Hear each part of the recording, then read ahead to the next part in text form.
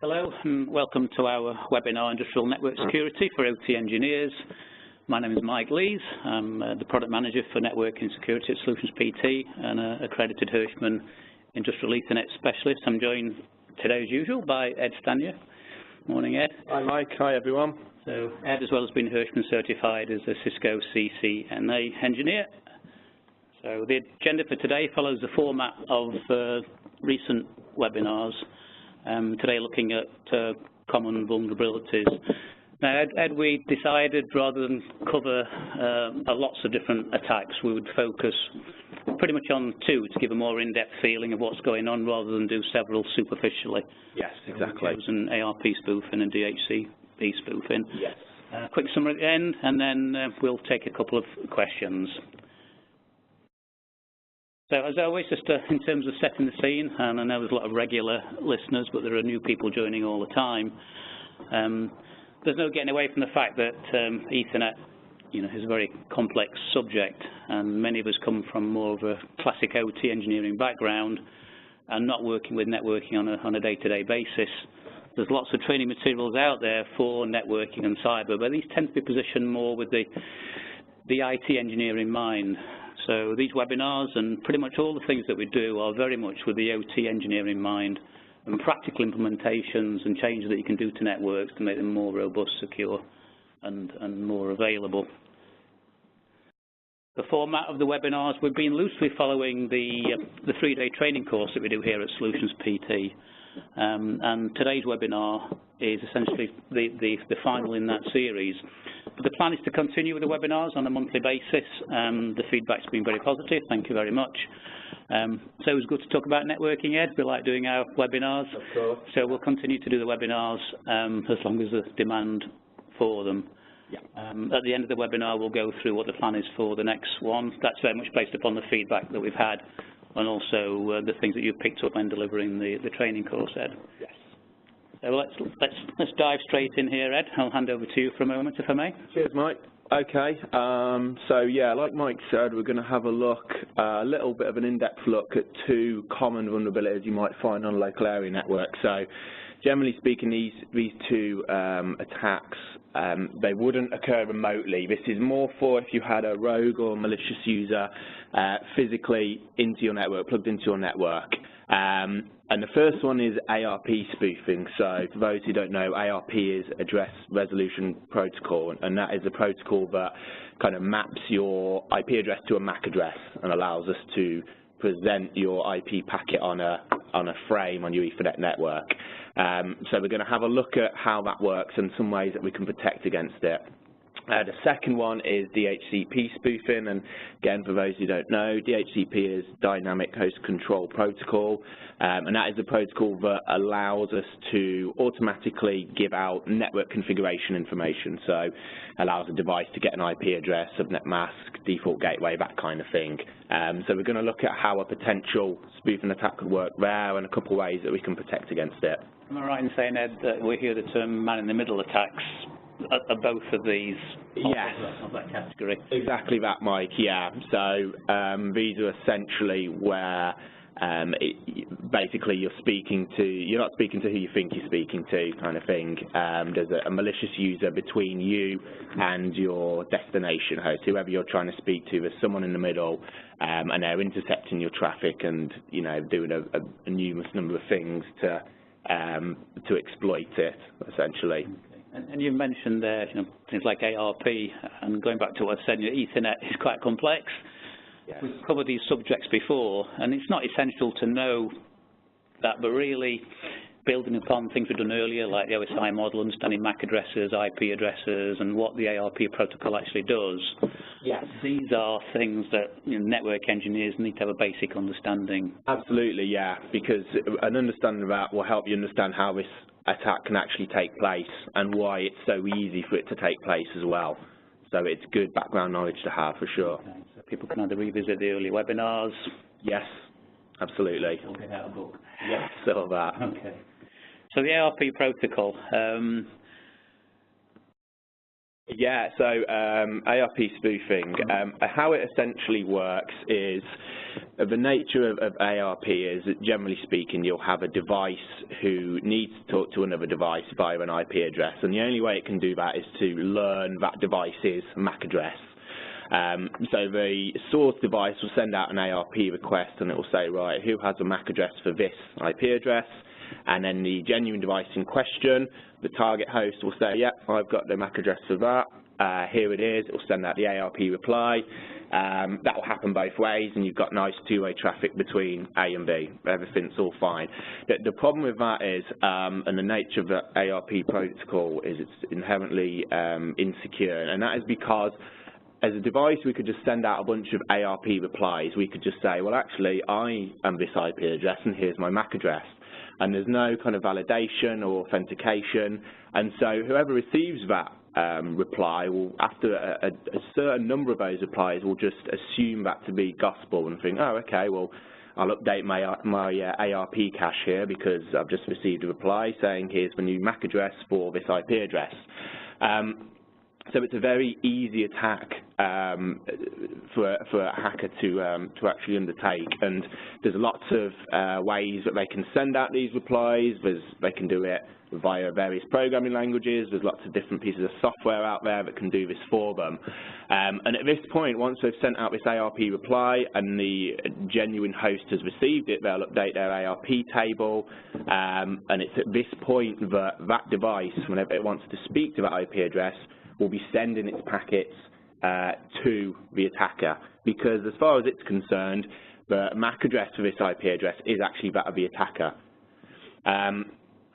So at this point, once the genuine device has updated their ARP cache, they will send out their IP packet, they'll present it onto layer 2, they'll put the destination MAC address of that of the attacker. So the attacker is now receiving packets destined for an IP address that it doesn't own. At this point, the attacker, in most cases, will set up a transparent attack, and what happens there is the attacker will receive the packets, it will forward them onto the genuine destination, but it will intercept everything on the way. So the source and the destination have no idea this is going on. Unless they were to check their ARP tables and, you know, validate the MAC addresses, they wouldn't have a clue this is going on, because as far as they're concerned, normal communication is still taking place. However, the attacker is intercepting absolutely everything that's coming back and forth through them. An attacker could set this up as a non-transparent attack, and obviously what would happen there is you'd have like a mini denial of service almost. If you imagine you're a PLC trying to talk to another PLC, this attacker has sent this rogue ARP reply. The first PLC sending its packets to the attacker, but the attacker's getting them and just dropping them. And what's happening there is you've got two PLCs that can never talk to each other again, as long as you have this attacker still on the network. So there's a number of ways someone might want to do this, whether it's to steal confidential information, whether it's to just cause disruption. There's a number of kind of applications for this to happen. Okay. And there's a couple of terms that people may have heard. ARP cache poisoning, is that the same as ARP spoofing? Yeah, exactly that, because essentially ARP spoofing is done to poison someone else's ARP cache. So it's essentially the same kind of thing, just slightly different terminology. And is ARP always a bad thing? Yeah, I mean, they have genuine uses in a network. If you've got a couple of redundant routers and one goes down, a backup one comes on, then it may send out a gratuitous ARP reply to say, well, I'm now the new MAC address for this virtual IP address. So there are genuine uses for it, and that's why we have it. The problem is, because of the nature of that, it's just so easy to exploit. It really is. And we'll have a look at that in the demo.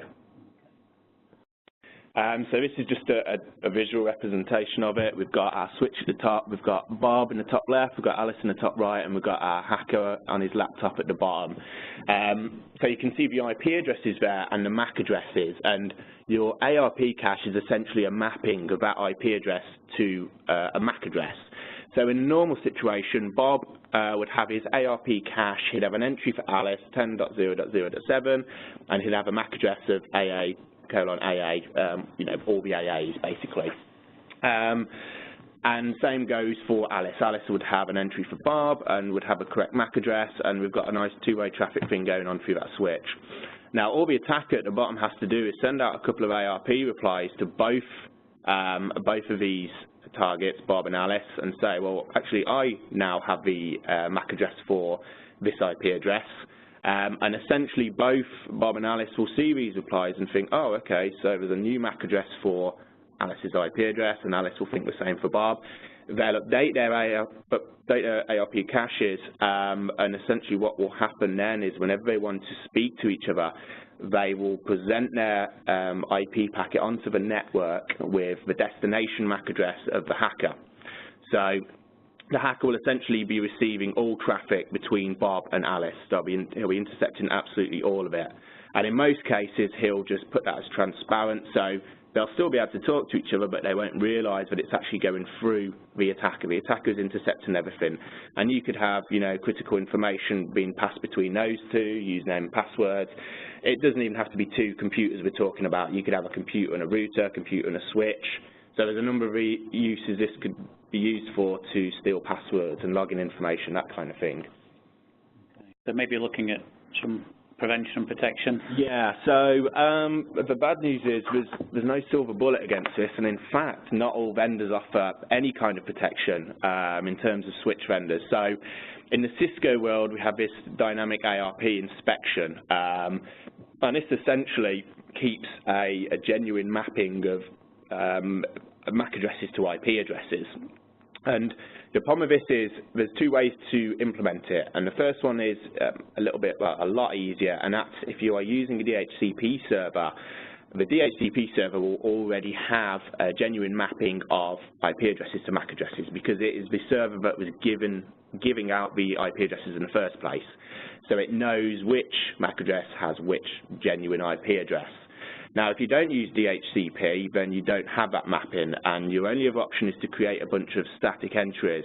And now in the OT world, you've got you know, lots of networks that will stay the same for years or decades. You'll have PLCs that will sit in production, will never change. So for certain subsets of your network, it's feasible to set up this mapping, this genuine mapping of IP addresses to MAC addresses. And dynamic ARP inspection will use that mapping, and if it sees a reply from an unknown entry that's not in its table of genuine mappings, then it will drop the packet and it will prevent an ARP poisoning attack from happening. Now, the problems with that is A, the administrative overhead to implement it and manage it if you've got devices that are changing. B, your vendor may not even support it. So it's supported in the Cisco world. Other vendors like Hirschman, I'm not entirely sure if their current release of firmware allows for this. So that's something else to consider. And really, to stop this attack from happening whatsoever, you want to prevent anyone from getting on your LAN in the first place. So we go back to your port security standards and best practices for port security, disabling ports and VLANs, that kind of thing. And I guess this difficulty of prevention is the reason that a lot of people are looking at network monitoring now. Yes, exactly. Monitoring ARP traffic. That's right. Things like snort and intrusion detection systems. Exactly. They will keep track of these ARP replies, and they'll be able to tell you if there's potential rogue ones. And obviously, the nature of that is you will get some false positives because the nature of devices kind of coming and going and things changing. You may have some genuine reasons why you'd have a different MAC address for an IP address that already exists. But yeah, it certainly helps to keep an eye on this kind of thing. So we'll have a little look at a demo as to how easy it is to actually do. Okay, so we're going to have a little look here at a spoofing attack. And essentially what we've got here, this is on my laptop. I've got a virtual machine running, a Linux virtual machine, which we'll see in a second. But my laptop here, this Windows 8 installation, I'm the victim in this attack, and it will be my virtual machine who will be the hacker. So in this demonstration, we'll have a look essentially at me logging into a router and the man-in-the-middle attack kind of stealing my login information, and we'll look at how easy one of these attacks is to do. So we'll just have a quick look at my network information. So I've got an IP address there, 10.10.10.102. My gateway is 10.10.10.254, and that's my router that I'll be logging into. So first thing I'm going to do, I'm just going to ping the router, and we'll have a look in my ARP table at the MAC address of it. So everything's normal for now. I've pinged it. We'll have a look in the ARP table. Okay. So if you see there, we've got the MAC address there for 10.10.10.254, 001D. So that's like a Draytech MAC address, the beginning of one anyway. So we'll see the significance of that in a minute once we've done the attack, because that will change. So let's carry on. So that's the MAC address then for our router. And under normal conditions, when we're trying to communicate with it, that's the MAC address we'll be putting as a destination. Now this is Kali Linux. This is like this is essentially a kind of penetration testing virtual operating system built on Linux. It's got a bunch of different tools for penetration testing, I suppose, hacking, if you will. And there's a particular tool on here called Ettercap, which is what we're going to use to do this ARP spoofing attack. So we're going to load up Ettercap. Now, it's ridiculously easy to use, and this is why an attack is so easy. It's got a nice GUI. We're going to start unified sniffing, which means we're just going to start sniffing on our network adapter. We're going to scan the whole network here for hosts. This is an optional step. If you knew the IP addresses, you wouldn't need to do this. But we're just scanning the entire network for any hosts that are alive, basically, so ones that have responded to a ping. So there we've got 102, that's the victim machine, and we've got 10.254, which is our router. So we've added one to target 1, we've added one to target 2.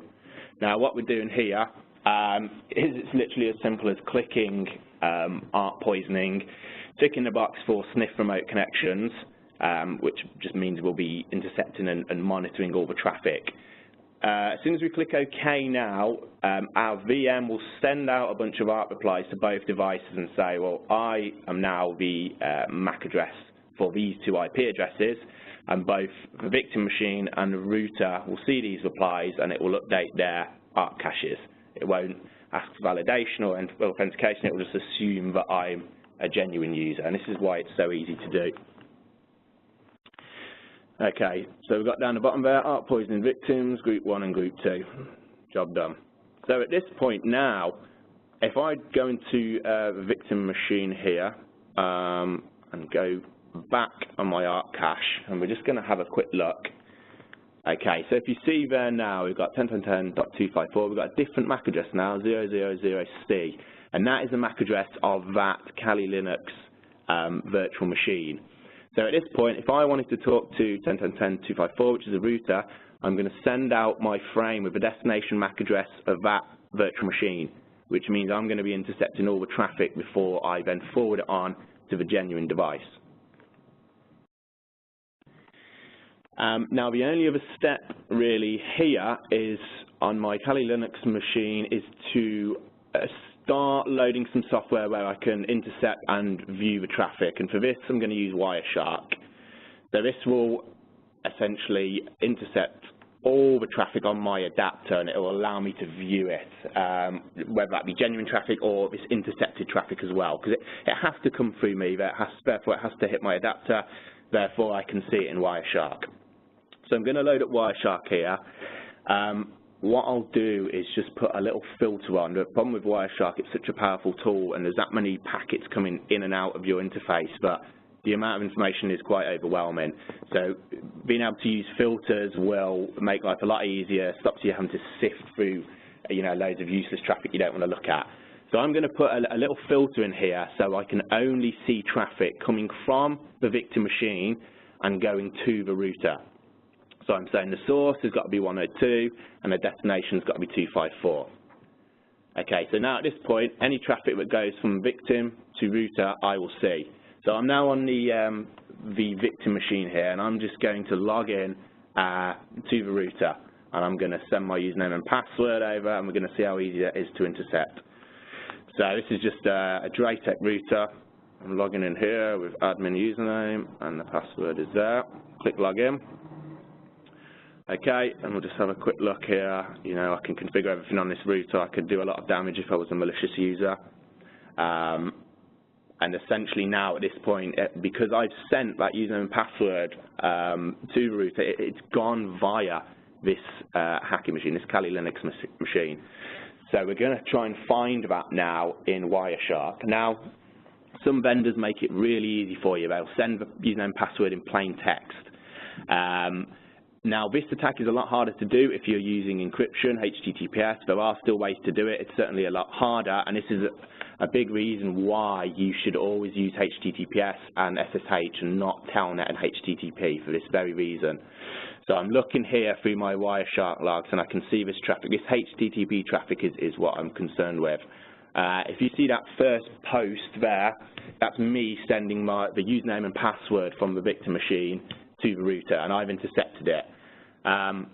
Now, with Draytech, they try and make it slightly harder for you, so you'll notice that the username and password isn't admin and it isn't the actual password. What happens is they encode it in something called base 64, which isn't encryption as such.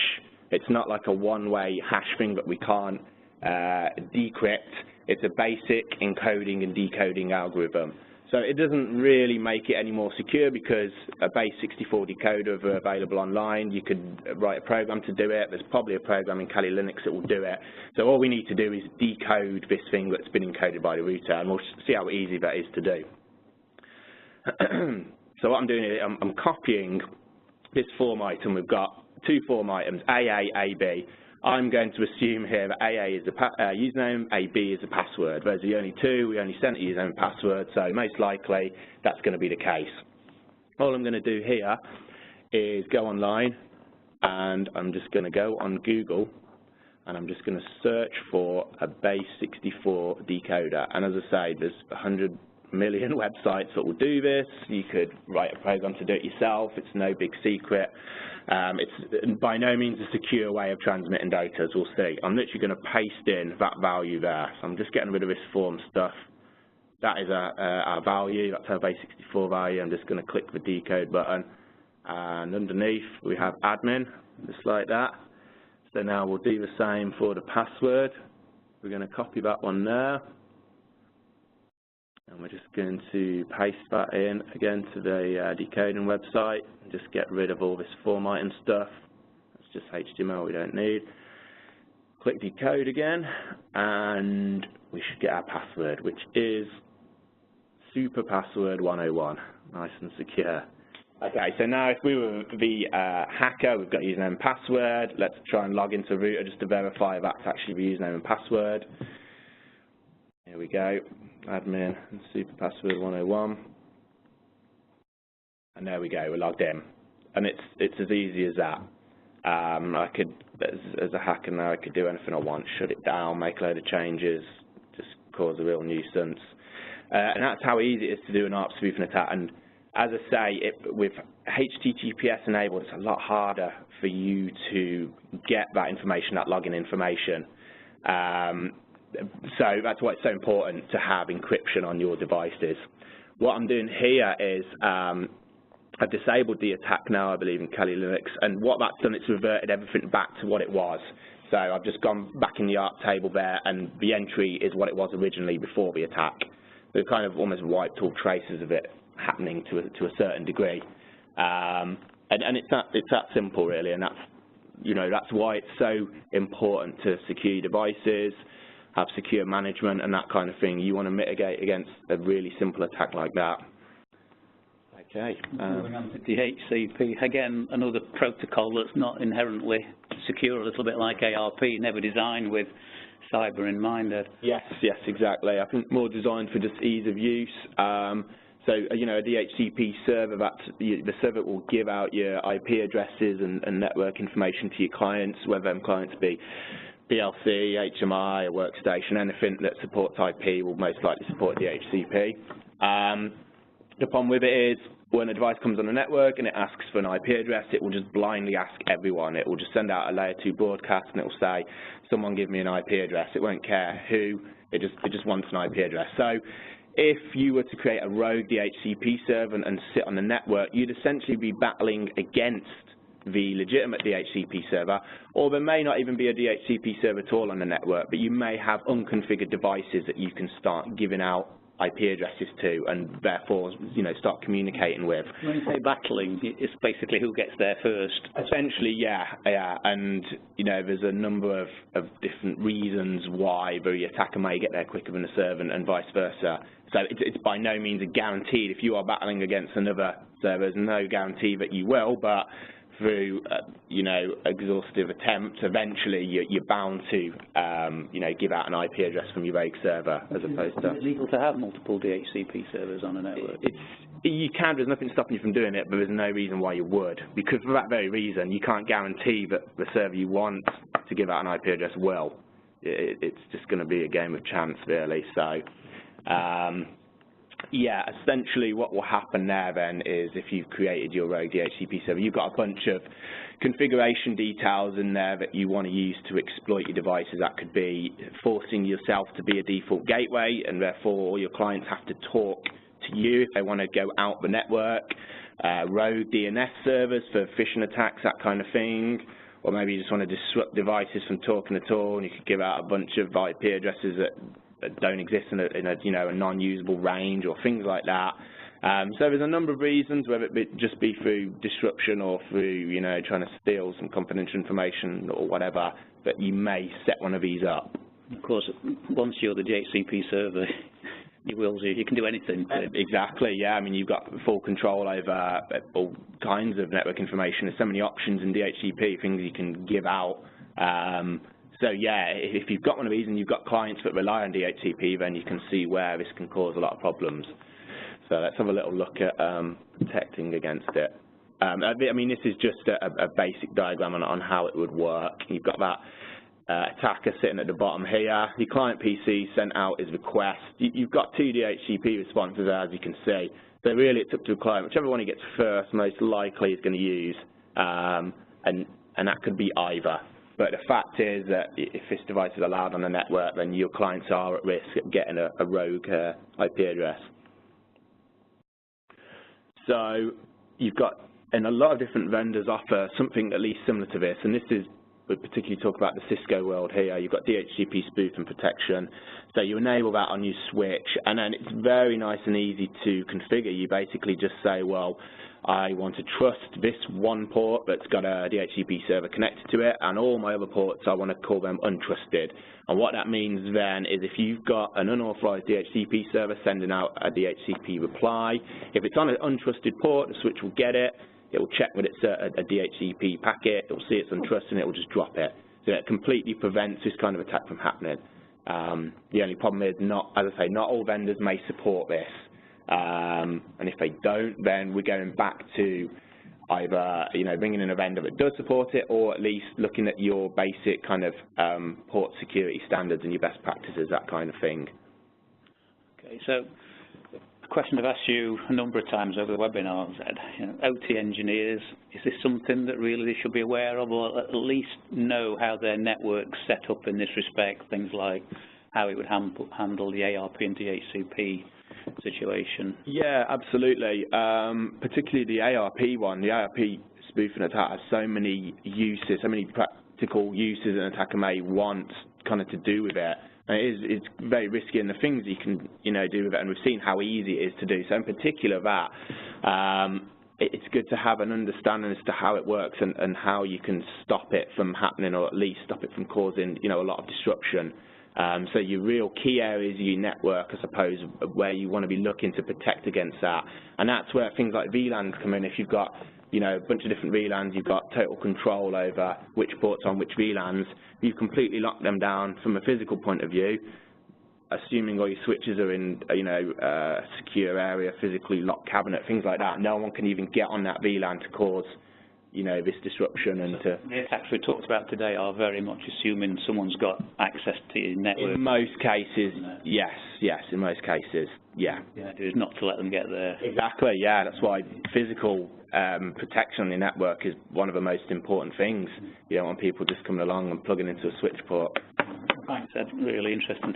And some of the tips you gave on the video there really useful. And again, that builds on things that we've covered earlier on. Excellent. I mentioned at the start about the next webinar, and we've picked a subject. We're going to do a deeper dive on something we covered in the first webinar, and it's IP addressing and subnetting, Ed. This is based on feedback from people in the webinar saying what help they'd like.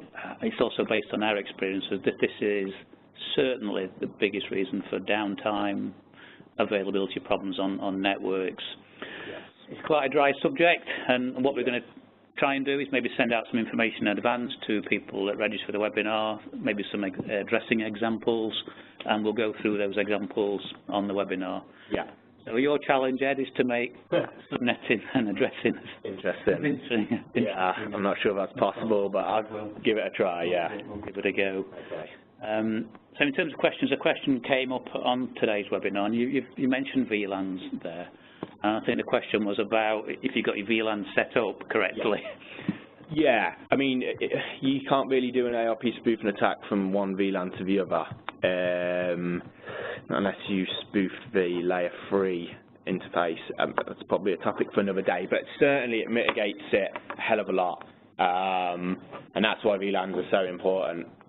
You know, your key devices you want in a secure, separated VLAN that you know has got physical security. You know you haven't got a bunch of unused ports in that VLAN, so you know you've really locked that down and you're controlling it to the point where no one can even get onto the network to do this kind of thing. So yeah, this is why VLANs are so important, not just from a segregation point of view, but from security, for this very reason. And I know that you must dedicate the whole day to VLANing on the training course. Yeah, more or less, yes. It is a big topic, and perhaps it's one we can look at a bit, you know, in more depth on one of the webinars in the future. Thanks, Ed. I appreciate it today. No problem. So there's a slide here on more information. Please continue to download the webinars. I think as we're doing more and more, we're going to put a bit of an index on there to make it easier to find them. So it just remains for me to say thank you very much for your time today, and we look forward to chatting again on the next webinar. Thank you. Bye-bye. Bye-bye.